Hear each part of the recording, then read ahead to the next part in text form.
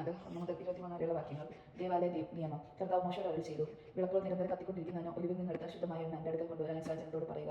സമാഗമന കൂടാരത്തിൽ സാക്ഷ്യത്തിന്റെ തിരശ്ശീലയ്ക്ക് പുറത്ത് ദോഷം മുതൽ പ്രഭാതം വരെ നിരന്തരം കർത്താവിന്റെ സന്നിധിയിൽ അഹരോൻ അത് സജ്ജമായി വെക്കണം. നിങ്ങളുടെ തലമുറകൾക്ക് എന്നേക്കുമുള്ള നിയമമാണിത്. കർത്താവിന്റെ സന്നിധിയിൽ ദീപപീഠത്തിൽ മേഖലം ദീപങ്ങൾ നിരന്തരം ഒരുക്കി വെക്കണം. തിരുസാന്നിധ്യ അപ്പം. നീ നേരിയ മാവ് കൊണ്ട് 12 അപ്പം ഉണ്ടാക്കണം. ഓരോ അപ്പത്തിനും 10 2 ഏഫ മാവ് ഉപയോഗിക്കണം. അവ 6 വീതം 2 നിരകളായി പൊന്മേശയിൽ വെക്കണം. ശുദ്ധമായ കുന്തുരവും ഓരോ നിരയും വെക്കണം. കർത്താവിന് അപ്പം എടുത്ത് സ്മരണാംശമായി അഗ്നിയിൽ അർപ്പിക്കാൻ വേണ്ടിയാണിത്. ഇസ്രായേൽ ജനത്തിന് വേണ്ടി നിത്യമായ ഒരു ഉടമ്പടിയായി സാബത്ത് തോറും മുടക്കം കൂടാതെ അഹ്റോൻ അത് കർത്താവിന്റെ മുൻപിൽ ക്രമപ്പെടുത്തി വെക്കണം. അത് അഹ്റോനും അവന്റെ പുത്രന്മാർക്കും ഉള്ളതായിരിക്കും. അവൻ അത് വിശുദ്ധ സ്ഥലത്ത് വെച്ച് ഭക്ഷിക്കണം. കാരണം അത് കർത്താവിന് അർപ്പിതമായ ദഹനബലിയുടെ അതിവിശുദ്ധമായ അംശവും അവന്റെ ശാശ്വത അവകാശവുമാണ്. ദൈവദൂഷണത്തിന് ശിക്ഷ.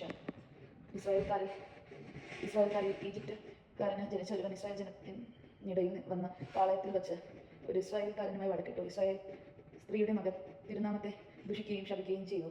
അവർ അവനെ മോശയുടെ അടുക്കൽ കൊണ്ടുവന്നു. അവന്റെ അമ്മയുടെ പേർ ഷെലോമിത്ത് എന്നായിരുന്നു. അവൻ ദാൻ ഗോത്രത്തിലെ ദിബ്രിയുടെ മകളായിരുന്നു. അവർ അവനെ കർത്താവിന്റെ ഹിതം അറിയുന്നതുവരെ തടവിൽ വെച്ചു. കർത്താവ് മോശയോട് കൽപ്പിച്ചു, ശാപവാക്ക് പറഞ്ഞവരെ പാളയത്തിന് പുറത്ത് കൊണ്ടുപോകുക.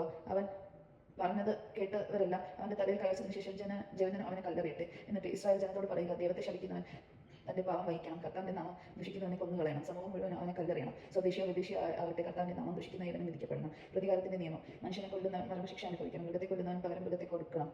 ജീവന് പകരം ജീവൻ. അയൽക്കാരനെ അംഗഭംഗപ്പെടുത്തുന്നവനോട് അത് തന്നെ ചെയ്യണം. ഒടിവും കണ്ണിന് കണ്ണും പല്ലിന് പല്ലും പകരം കൊടുക്കണം. മറ്റൊരുവനെയും അംഗഭംഗപ്പെടുത്തിയതുപോലെ അവനെയും അംഗഭംഗപ്പെടുത്തണം. മൃഗത്തെ കൊല്ലുന്നവൻ പകരം മൃഗത്തെ കൊടുക്കണം. എന്നാൽ മനുഷ്യനെ കൊല്ലുന്നവനെ കൊന്നുകളയണം.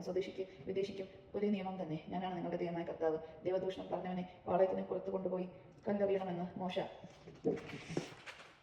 ഇസ്രായേൽ ജനത്തോട് പറഞ്ഞു. മോശയോട് കർത്താവ് കൽപ്പിച്ചതുപോലെ ഇസ്രായേൽ ജനം പ്രവർത്തിച്ചു. ദൈവമാണ് നാം കേട്ടത്. നമുക്ക് ദൈവത്തെ സ്തുതിക്കാം. ക്രിസ്തുവിനെ സ്തുതി.